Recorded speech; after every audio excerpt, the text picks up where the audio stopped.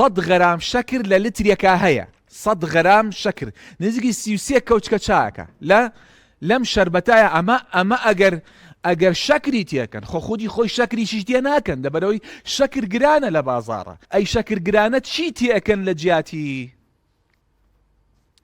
چی تێکەن لە جیاتی شەکرەکە بابەتێکمان هەیە کە زۆر مەترسیدارە پێوترێ های فرۆکتۆز کۆرن سیرەپ کارەساترین شتە ئەیکەنە ناو ئەم شەربەتەوە ئەمەی تێکن باشە بەڕێزان ئەمە مشکیلەیە زۆر مشکلە چکەی زۆری تێکەن وە شیرینیشە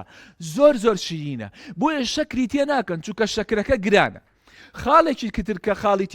کە تێکەن وەکوتم احتیمالە شەکری ئەتیادی تێکەن یانی شەوەتا بەس فرکتۆز شەکری میوە لەبەرەوەی شیرینە شەکری میوە دێنن چیەکەن ئەیکەنە ناو